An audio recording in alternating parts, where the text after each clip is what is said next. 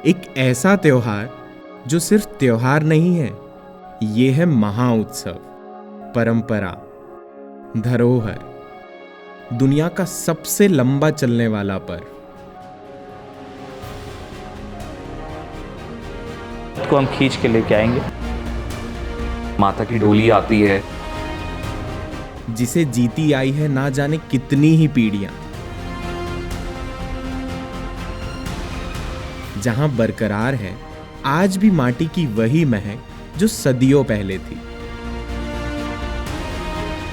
जहां राजा और प्रजा मिलकर करते हैं आवाहन माई का,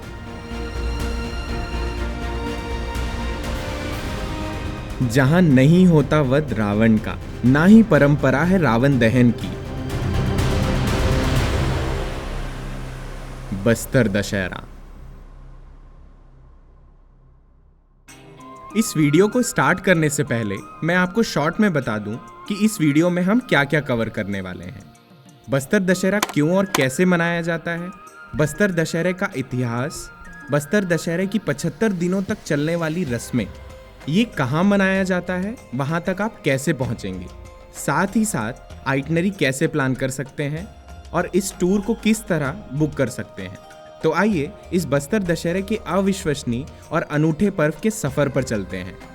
हेलो दोस्तों, मैं हूं आकाश और आज आकाश का सफर आया है एक ऐसे फेस्टिवल से रूबरू कराने जिसके बारे में आपको शायद ही पूरी जानकारी होगी और बहुत से लोगों ने तो इसके बारे में सुना भी नहीं होगा। तो इस वीडियो के जरिए मेरी कोशिश होगी कि दुनिया के सबसे लंबे दिनों तक मनाए जाने वाले इस त्योहार को किस भव्यता, श्रद्धा और विश्वास के साथ मनाया जाता है उसे आपको दिखा पाऊं। दशहरा शब्द सुनते ही आपके जहन में रावण दहन की बात चल रही होगी, लेकिन इस त्योहार का रावण वध से दूर दूर तक कोई रिश्ता नाता नहीं है। इस दशहरे का मूल स्वरूप माँ दुर्गा की आराधना है, जिसमें माता दंतेश्वरी की पूजा अर्चना की जाती है। इस फेस्टिवल को इतनी संप्रदाय, इतनी जनजातियां एक जगह इकट्ठा होकर 75 दिनों तक कैसे सेलिब्रेट करते हैं, ये देखकर आई गारंटी आपको यहाँ आने का मन जरूर कर जाएगा। और साथ ही साथ इसे देखकर आपको India the land of diversity का एक अनोखा एग्जाम्पल देखने को मिलेगा, जिसमें ये फेस्टिवल इंडियन कल्चर की डाइवर्सिटी को पूरी तरह से बयां करता है। छत्तीसगढ़ के कैपिटल रायपुर से 330 किलोमीटर में बस्तर डिस्ट्रिक्ट के जगदलपुर पर मनाया जाता है बस्तर दशहरा। इसमें से कई रस्में ऐसी हैं जो कि पूरे जगदलपुर के अलग अलग जगह पर सेलिब्रेट की जाती है, जिससे पूरा शहर इस फेस्टिवल में 75 दिनों तक मशगूल रहता है। यहाँ आप अपने पर्सनल व्हीकल से आ सकते हैं या बस के जरिए रायपुर से ओवरनाइट जर्नी करके जगदलपुर पहुँच सकते हैं। इसी के साथ ही बाई एयर भी जगदलपुर आया जा सकता है। बस्तर के महाराज की आराध्या माँ दंतेश्वरी है, जो पूरे बस्तर की आराध्या देवी मानी जाती है। 9th सेंचुरी में यहाँ काकतीय वंश के राजा अन्नम देव अपनी कुल देवी माँ दंतेश्वरी के साथ आए और उन्होंने अपना किंगडम बनाया। बस्तर दशहरा 1408 में काकतीय वंश के 4th रूलर पुरुषोत्तम देव द्वारा शुरू किया गया था। 1408 के पहले बस्तर क्षेत्र में रथ यात्रा की परंपरा नहीं थी। उन दिनों नवरात्रि के दौरान देवी की पूजा और शस्त्र पूजा के जरिए फेस्टिवल सेलिब्रेट किया जाता था। राजा पुरुषोत्तम देव के शासनकाल में कुछ असामान्य जातियों ने देवी की व्यवस्था को लेकर अशांति फैलानी चाहिए। इनका हिंदू रीति रिवाजों और धार्मिक पर्वों के प्रति कोई खास लगाव नहीं था। ये एक ऐसी प्रॉब्लम थी जिसका सामना अन्नम देव से लेकर आगे की 2 पीढ़ियां करती आ रही थी। राजा पुरुषोत्तम देव ने गहराई से प्रॉब्लम को समझा और लोगों की धार्मिक भावनाओं को जगाने का ठाना। उन्होंने सोचा कि अपनी प्रजा के साथ जगन्नाथपुरी की यात्रा की जाए ताकि लोगों में धार्मिक भावना जागे। यात्रा काफी कठिन थी क्योंकि उन्हें पैदल चलना था। राजा और उनकी प्रजा कुटुमसर की गुफाओं से होकर पेट के बल सरकते हुए लहूलुहान जगन्नाथपुरी पहुंचे। कहा जाता है कि उसी समय पुरी में गुंडीचा पर्व भी मनाया जा रहा था, लेकिन किसी कारण से इतने लोगों के द्वारा रथ को खींचने से भी रथ हिल नहीं रहा था। फिर जब बस्तर नरेश ने भगवान जगन्नाथ के रथ को श्रद्धा से छुआ तो रथ चल पड़ा। उन्होंने पुरी के मंदिर में 1 लाख स्वर्ण मुद्राएं और बहुमूल्य रत्न अर्पित किए। उनकी भक्ति से प्रसन्न होकर जगन्नाथ भगवान पुरी के प्रधान पुजारी के सपने में आए और बस्तर के राजा को 16 पहियों वाला रथ भेंट के रूप में देने को कहा और साथ ही उन्हें रथपति की उपाधि भी दी गई। यह यात्रा न केवल राजा की भक्ति का प्रतीक रही, बल्कि आदिवासियों में धार्मिक भावना भी जागी। पुरुषोत्तम देव जब 16 पहियों वाले रथ के साथ जगदलपुर लौटे तो उन्होंने 16 पहियों में से एक 4 पहियों वाला रथ बनवाकर श्री जगन्नाथ को समर्पित कर दिया और 12 पहिए वाले रथ को माता दंतेश्वरी को समर्पित किया। 12 चक्के वाले विशाल रथ के संचालन में दिक्कत होती थी। सुविधा के लिए काकती वंश के 8th रूलर राजा वीर सिंह ने 1610 में रथ को 2 हिस्सों में डिवाइड करके एक 4 पहियों वाला फूल रथ और एक 8 पहियों वाला रथ, जिसे रैनी रथ या विजय रथ भी कहा जाता है, उसे बनवा दिया, जिसमें माता के छत्र को रख कर जगदलपुर में बस्तर दशहरा सेलिब्रेट किया जाता है। इसे बस्तर दशहरा का नाम इसलिए दिया गया क्योंकि इसी दशहरा के दिन माँ दुर्गा ने महिषासुर का वध भी किया था।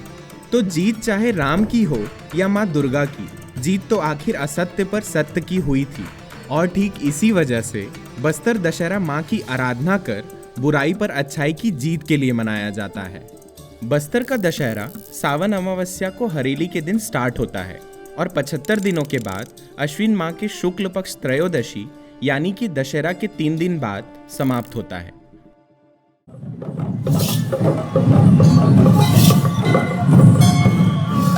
बस्तर का यह वर्ल्ड फेमस दशहरा 616 सालों से चला आ रहा यहाँ के आदिवासियों के लिए बहुत इंपॉर्टेंस रखता है।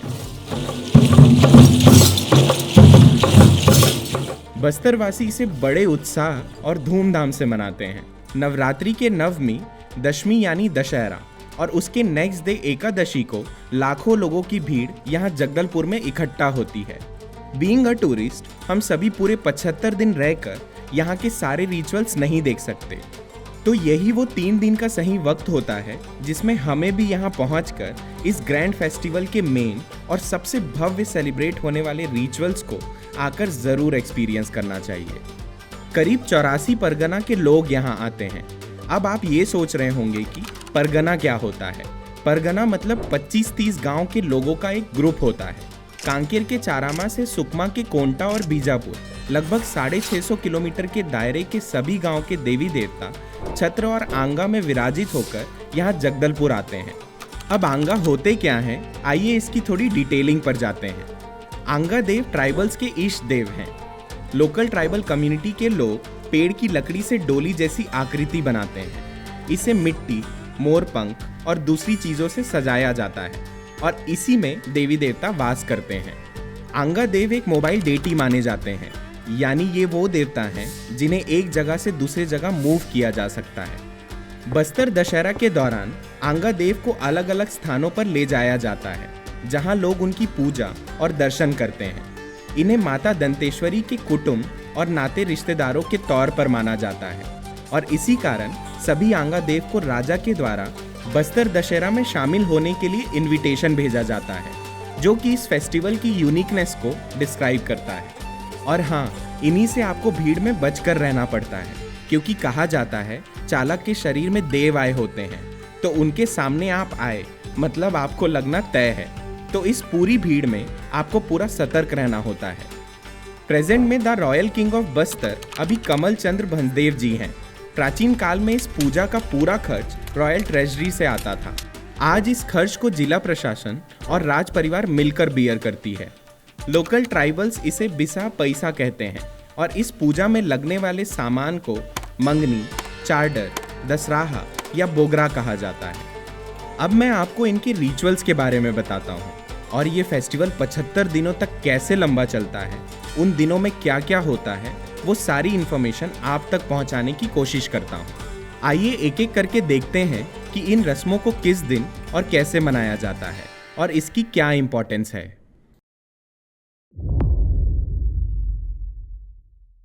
बस्तर दशहरा के 75 दिनों का शुभारंभ होता है श्रावण अमावस्या के हरेली फेस्टिवल के दिन, जो कि जुलाई मंथ में आता है। और उस बस्तर दशहरा के पहले दिन की रस्म को कहते हैं पाट जात्रा। इस दिन रथ निर्माण के लिए माचकोट के जंगल से अगरवारा, कचोरा पाटी, राकेरा परगना के गांव वालों द्वारा लाए गए साल के पेड़ की लकड़ी की और औजारों की जगदलपुर में राजा के पैलेस के ठीक पास सिरहासार भवन के सामने पारंपरिक रूप से पूजा की जाती है। और इसी रथ की पहली लकड़ी के लठ को लोकल लैंग्वेज में तुरलू खोटला कहा जाता है। इस रस्म पर काले बकरे और मांगुर मछली की बलि दी जाती है। पाट यात्रा के रस्म के बाद से रथ निर्माण का कार्य शुरू हो जाता है। रथ निर्माण का काम झार उमर गांव और बेड़ा उमर गांव के सौरा जनजाति के लोग करते हैं। रथ के पहियों को तिनसा की लकड़ी से और बाकी हिस्सों को साल की लकड़ी से बनाया जाता है। रथ के दोनों व्हील्स को जोड़ने के लिए एक्सल लगाते हैं। उसे यहाँ के लोग अचाड़ फसाना कहते हैं। यह रथ लगभग 2 मंजिला ऊंचा, विशाल और भव्य होता है।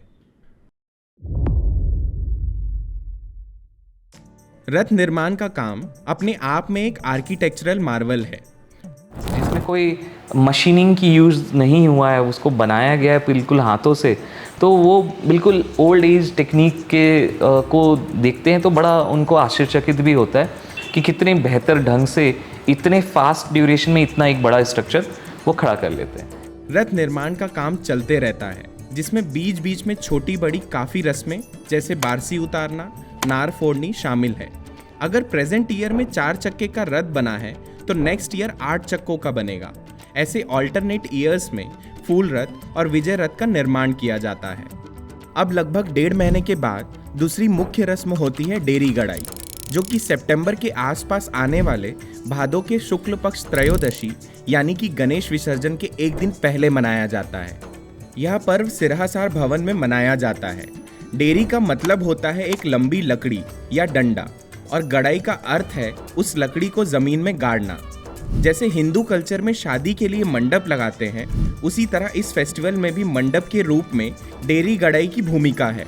इस रस्म में मांगुर मछली, अंडा और लाई को डालकर डेरी को स्थापित किया जाता है। जब तक दशहरा का ये लंबा पर्व चलता है, ये डेरी वहीं स्थापित रहती है और इसे बस्तर दशहरा के समाप्ति तक पवित्र माना जाता है।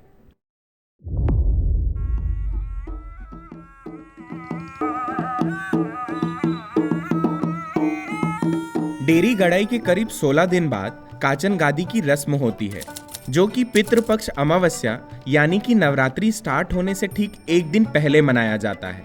इस रस्म में काचिन देवी को गद्दी दी जाती है। यहाँ पे कुंवारी कन्या लड़की को काचन गादी से 8 दिन पहले यहाँ पे लाके पूजा पाठ करके देवी बिठाया जाता है। यहाँ पे पूजा पाठ कार्यक्रम पूरा हफ्ता भर चलता है। उसके बाद काचन गादी के दिन बेल काटा का झूला लाया जाता है। रण की देवी काचन बस्तर के महारा और मिर्गान ट्राइब्स की इष्ट देवी मानी जाती है। इस अवसर पर राज परिवार के सदस्य बाकी लोगों को लेकर गाजे बाजे के साथ जुलूस निकालकर पथरागुड़ा स्थित काचिनगुड़ी परिसर में पहुंचते हैं। एक लोक मान्यता के अनुसार हर साल सिरहा के आवाहन पर काचिन देवी पनका जनजाति की एक छोटी सी बच्ची पर आती है और उस बच्ची को काले वस्त्र पहनाकर बेल के कांटों में झूले पर सुलाकर झुलाया जाता है। बेटा आप कहाँ से आए हो? कुंडा गांव से आए हो? अच्छा, तुम जब वो गादी में लेटते हो बेटा, जब शुरू दिन आके गादी में लेटते हो तो तुमको ऐसे दर्द वगैरह महसूस नहीं होता? और उनसे प्रे किया जाता है कि बस्तर दशहरा निर्विघ्न रूप से संपन्न हो। देवी माँ की परमिशन और आशीर्वाद के बाद से ही बस्तर दशहरा का मुख्य रूप से शुभारंभ होता है।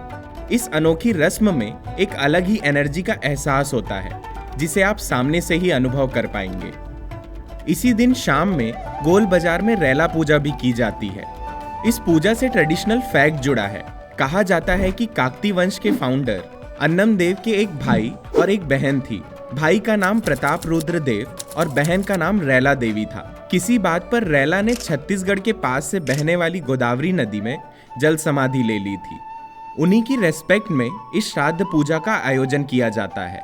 मिर्गान ट्राइब की औरतें रैला माता की याद में शोक गीत गाती हैं। इस पूजा में रॉयल फैमिली के मेंबर्स के साथ साथ लोकल ट्राइबल्स भी पार्टिसिपेट करते हैं। अब शुरुआत होती है नवरात्रि के पहले दिन यानी अश्विन महीने के शुक्ल पक्ष प्रतिपदा की, जिस दिन कलश स्थापना किया जाता है। इस दिन देवी दंतेश्वरी के मंदिर जगदलपुर और दंतेवाड़ा में ज्योति कलश स्थापना करके देवी का आवाहन किया जाता है। मंदिर प्रांगण में वहां के ट्राइबल्स सैकड़ों दिए जलाते हैं, जो 9 दिनों तक कंटिन्यूअसली जलता है।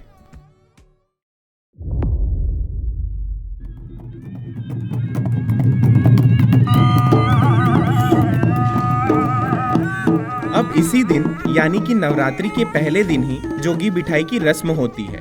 जो जोगी बैठता है वो निर्जला उपवास राजा के नाम से रखता है और वो पूरे के पूरे 9 दिन तक वो निर्जला उपवास रखता है। एक खड्डा खोदा जाता है जो कि सीरासार में, उसमें बैठता है और पूरे के पूरे दिन वहाँ बैठता है राजा के रिप्रेजेंटेटिव होकर के।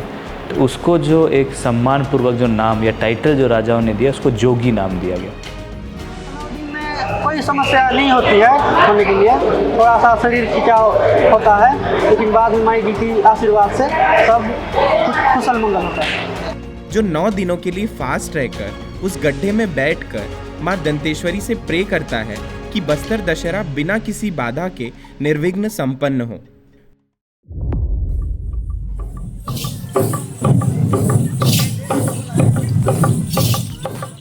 जोगी बिठाई के अगले दिन से शुरू होती है फूल रथ परिक्रमा की रस्म, जिसे नवरात्रि के 2nd डे से 7th डे तक 4 पहियों वाले रथ को फूलों से सजाकर पूरे शहर में घुमाया जाता है।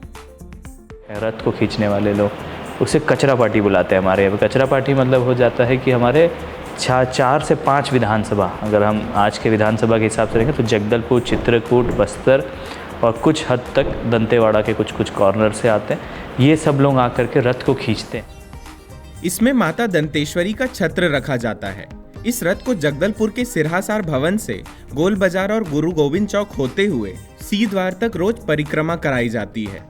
रथ को खींचने के लिए जिस रस्सी का यूज होता है वो सियारी वृक्ष की छाल से बनाया जाता है, जिसे कंजरी, सोनाबाल और केशपाल के ट्राइबल्स बनाते हैं और रथ भी उसी जनजाति के लोग खींचते हैं। इस अवसर पर मुंडा ट्राइब का एक फोक इंस्ट्रूमेंट मुंडा बाजा बजाने की प्रथा होती है। इस परिक्रमा को देखने के बाद आप ट्राइबल्स के अलग ही उत्साह और एनर्जी को महसूस कर पाएंगे।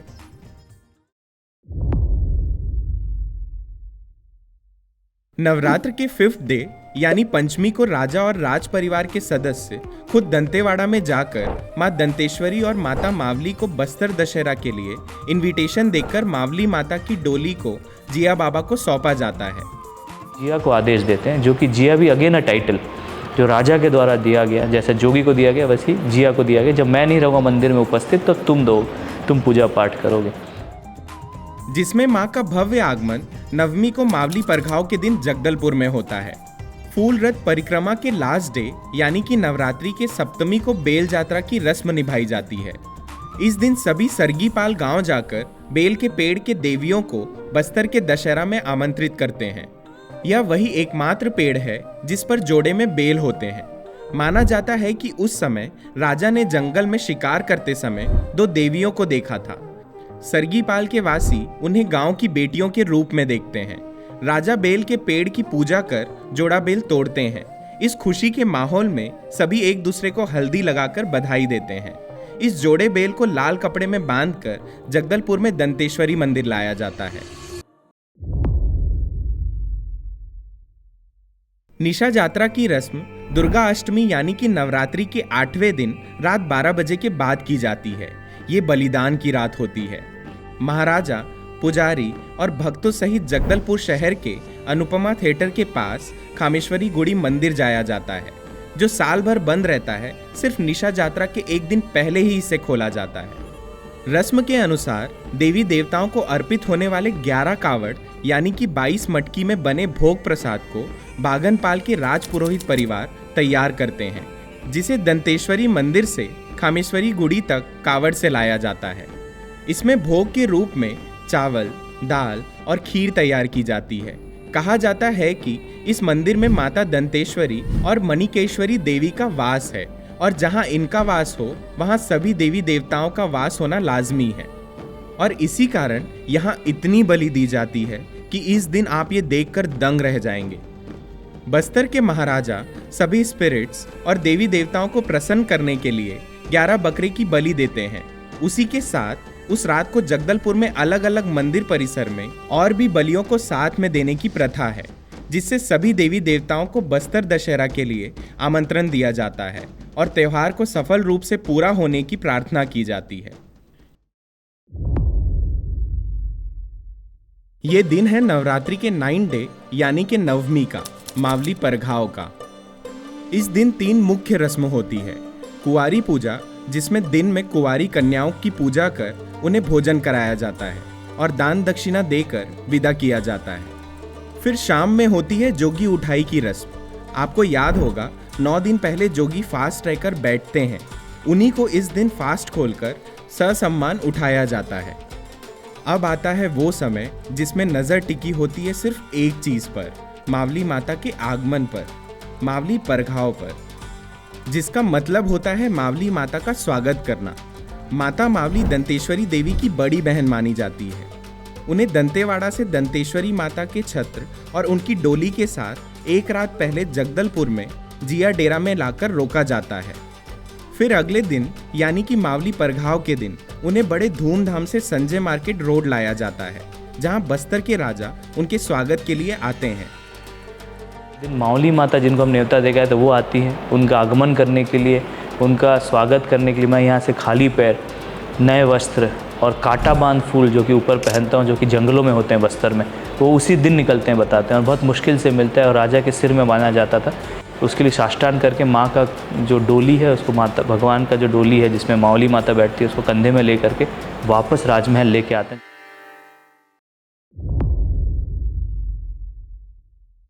आता है वो दिन जिसका इंतजार पूरा बस्तर बेसब्री से करता है, दशहरा के दिन का, जहां पूरी दुनिया रावण दहन करती है और यहां होती है भीतर रहने की रस्म। राजा बैठते हैं और राजा दर्शन देते हैं पब्लिक को, इसलिए राजा भीतर रहने। आज के दिन बस्तर रियासत में जितनी जगह है उनको पता है कि राजा घर के अंदर ही मिलेंगे आज के दिन। इस दिन रात में 8 चक्के वाले विशाल विजय रथ की जगदलपुर के अंदर परिक्रमा कराई जाती है। जब रथ खींचने वाली चीज़ें होती है वो बड़ा इंटरेस्टिंग सा हो जाता है। रथ खींचते समय जब देखते हैं कि इतने सारे लोग फूल कर रहे हैं, जिसमें बड़े किलेपाल के लोग ही इस रथ को खींचते हैं। रथ परिक्रमा करके रथ को सी द्वार के पास रोका जाता है। फिर उसके कुछ देर बाद रथ को चुराकर नगर से 3 किलोमीटर दूर कुमड़ाकोट के जंगलों में लाकर रख दिया जाता है। पूरा बस्तर क्या, पूरे दुनिया से लोग आज के दिन इस इंटरेस्टिंग इवेंट को देखने आते हैं। लाखों लोगों की भीड़ इस दिन आपको दिखाई देगी। बाहर रैनी, जो कि अश्विन शुक्ल पक्ष एकादशी यानी कि दशहरा के नेक्स्ट डे को मनाई जाती है। माड़िया समुदाय के लोग, हर समुदाय को अपने अपने काम दिए गए, माड़िया समुदाय को नहीं दिया गया। इन्होंने रथ को चुरा करके राजमहल के प्रांगण के बाहर, जो हमारा सिंह द्वार बोलते हैं, उसके सामने रथ चुरा करके ले गए कुमड़ाकोट के जंगल में। तो राजा ने जब फरमान उस समय जारी किया, बोले कि ये रथ गया कहाँ, तो पता चला कुमड़ाकोट के जंगल में छुपा के रखे माड़िया समुदाय के लोग। उनको बुलाया गया। उन्होंने राजा से एक निवेदन भी किया और प्रार्थना किया, आप राजा ने आदेश पारित किया कि आज से तुम जो बोलोगे वो मेरे लिए पनिशमेंट के स्वरूप हो, क्योंकि मेरी जिम्मेदारी थी नहीं, मैं तो लोगों को दिया था। उन्होंने पूर्ण नहीं किया तो उन्होंने बोला हम आपसे एक ही रिक्वेस्ट करते हैं कि आप तो पुजारी हैं, एक बार राजाशाही वेशभूषा में पूरे जनता के सामने आप आएंगे और माँ दंतेश्वरी के छतरी के साथ राजा नया खाई का कार्यक्रम करेंगे। इस दिन बस्तर के राजा अपनी विशाल प्रजा को लेकर माड़िया जनजाति को मनाने जाते हैं और नवाखाई मतलब उनके साथ नए चावल से बना भोजन करते हैं और रिक्वेस्ट करते हैं कि जो रथ आप लेकर गए थे उसे वापस छोड़ दें। रथ को लेने जाने से लेकर रथ को वापस लाने के दृश्य को आप देखते रह जाएंगे। लाखों लोग इस रस्म पर शामिल होते हैं। पूरे जगदलपुर में आपको ऐसी भीड़ दिखाई देगी कि आप सोच नहीं सकते। गाजे बाजे के साथ राजा जी का जाना और शाम के बाद रथ को लेकर वापस आने का वो पल शब्दों में बयां नहीं किया जा सकता। माड़िया समुदाय वापस ले करके उसको आता है। माड़िया समुदाय ने यही वादा किया था कि आपको हम रथारूढ़ करेंगे और रथ को हम खींच के लेके आएंगे। एक परंपरा जो छूटी है, जो छूट भी एक समय से छूटी, क्योंकि उस समय ये अलाउड था कि आप आकर के लूट कर सकते हो, जितना चाहो सामान लूट सकते हो। वो परंपरा आज भी चालू, इसलिए आप देखोगे पूरा जगदलपुर लाइट गोल कर दिया जाता है और पूरे शटर्स बंद कर दिया, दुकानें बंद कर दी जाती, क्योंकि उस दिन उनको प्रावधान था कि आप कुछ भी लूटोगे उसका भरपाई राजघराना करता था। अब नेक्स्ट डे यानी कि द्वादशी के दिन बस्तर दशहरा के समापन की घड़ी स्टार्ट हो जाती है। जैसे सबको इनविटेशन देकर बुलाया गया था, अब उन्हीं सबकी विदाई की जाती है। सबसे पहले आभार व्यक्त करने के लिए सुबह काचन यात्रा की रस्म होती है।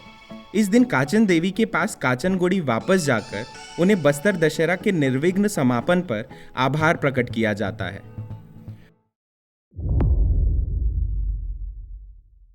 अब काचन जात्रा वाले दिन दोपहर में यानी कि द्वादश को ही मुरिया दरबार लगाया जाता है। बस्तर में मुरिया दरबार की शुरुआत 1876 में हुई, जिसमें सिरोंचा के डिप्टी कमिश्नर मैक जॉर्ज ने मांझी चालकियों को संबोधित किया था। बाद में इसे बस्तर दशहरा के रस्म का पार्ट बनाया गया।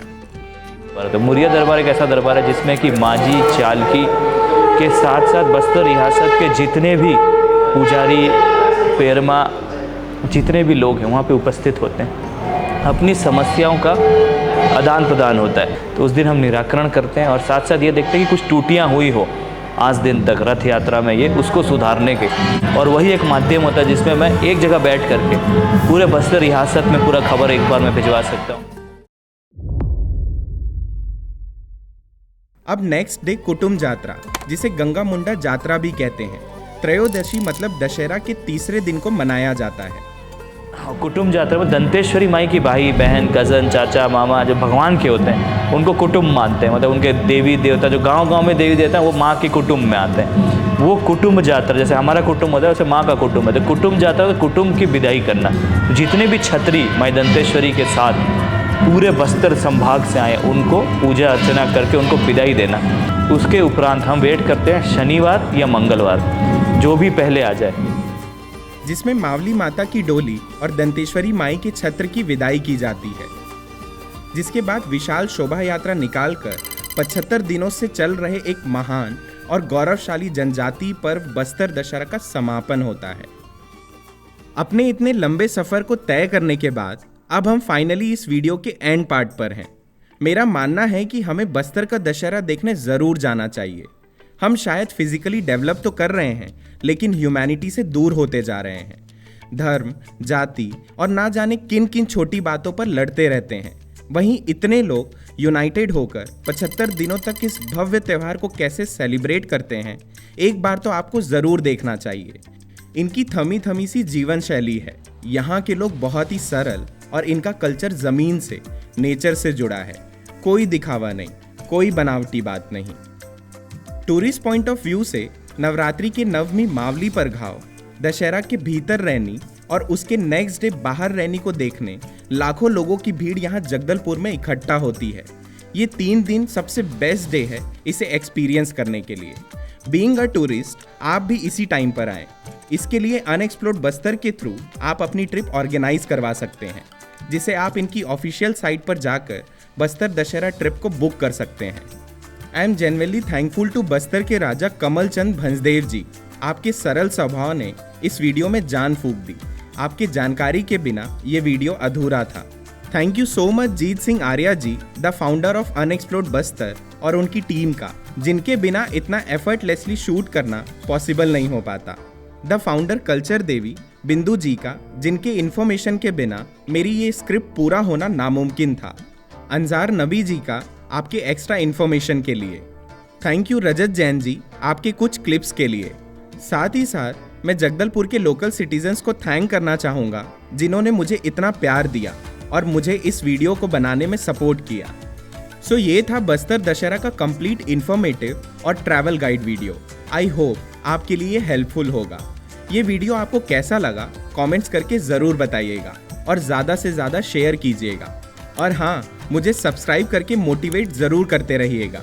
सभी का सच में दिल से शुक्रिया। हम जल्द मिलेंगे अपने अगले सफ़र में। टिल देन आराम से रहिए, स्टे ट्यून, क्योंकि आकाश का सफ़र अभी बाकी है मेरे दोस्त।